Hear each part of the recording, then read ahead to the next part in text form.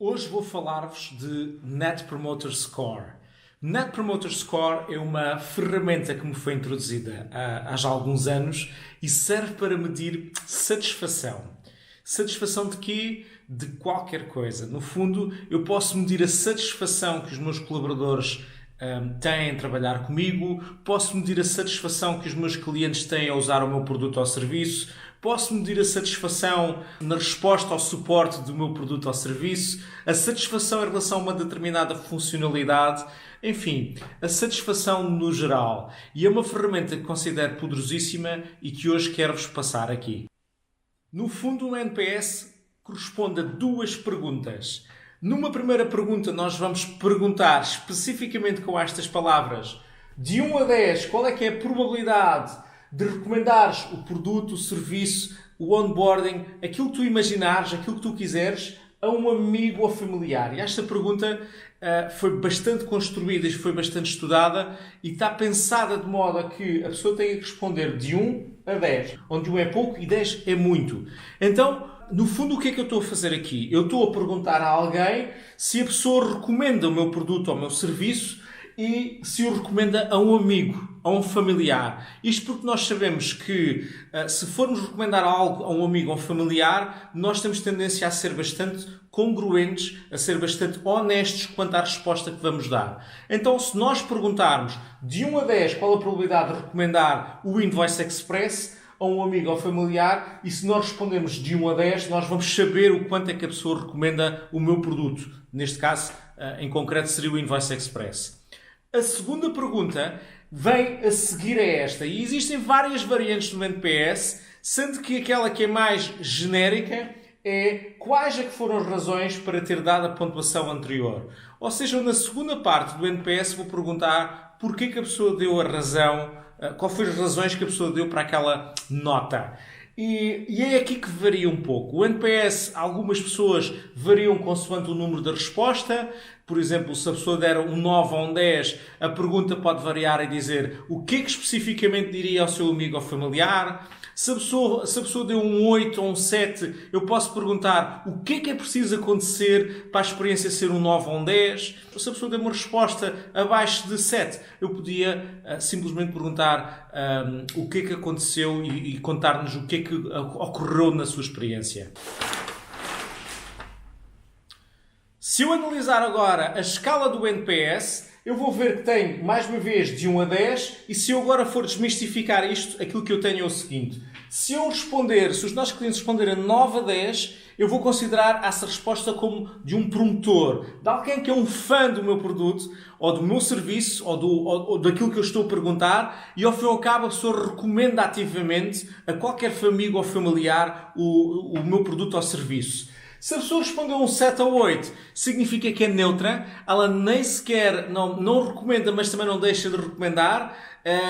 Portanto, o sentimento que ela vai ter em relação ao meu produto ou serviço vai ser nada de especial. No entanto, é de reparar que normalmente estas pessoas estão a caminho de se tornarem um detrator. Ou seja, se nós não fazemos nada para recuperar essas pessoas e elas se tornarem um fã, dificilmente vai ser mantê-las ao longo do tempo.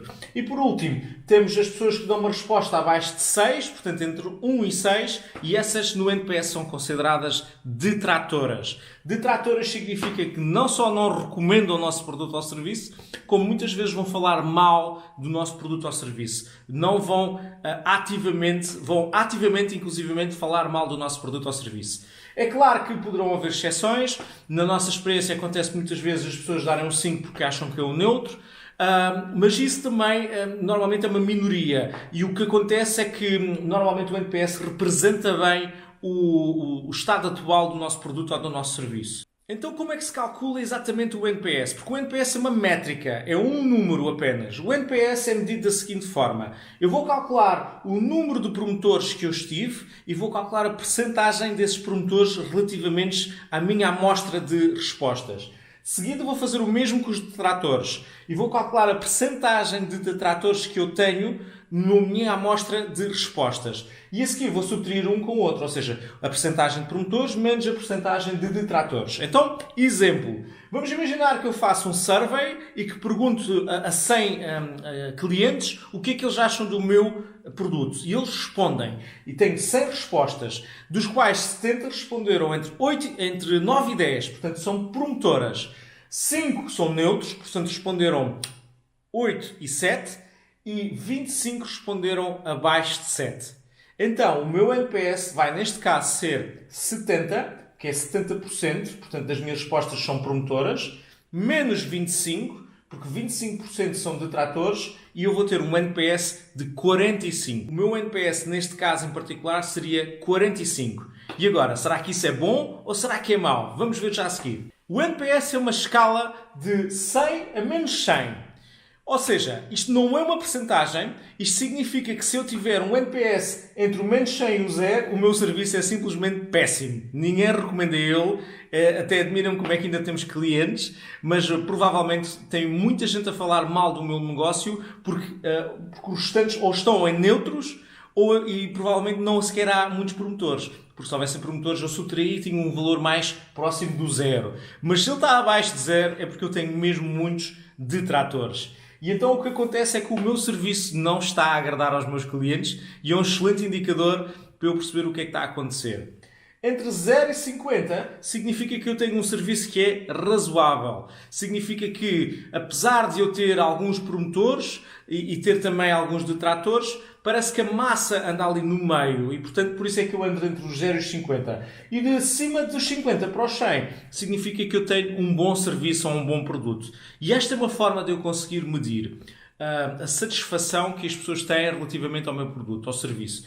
Então, o que é que eu posso fazer com isto? Eu posso simplesmente olhar para esta métrica e perceber e olhar, por exemplo, para as respostas que eu tive que são detratoras e ir ver o que é que a segunda pergunta me deu. E normalmente na segunda pergunta eu vou encontrar imensas pistas, imensos insights de clientes que normalmente não me diriam de uma forma direta e vou encontrar imensas insights que é para melhorar o meu produto ou serviço. E o que é que acontece se eu melhorar o meu produto ou serviço passado alguns meses ou passado algumas semanas, dias, consoante o contexto? Eu posso voltar a questionar outra amostra de clientes e ver se o meu NPS melhorou. Onde é que nós internamente usamos o NPS? Nós, por exemplo, medimos após uma compra no Invoice Express ou no Clan HR, se um cliente fez um pagamento, à partida deverá estar satisfeito, mas todavia nós vamos perguntar e ver o que é que se ele recomendaria o nosso produto ou serviço a alguém e ver o que é que ele responde. E estamos constantemente a obter respostas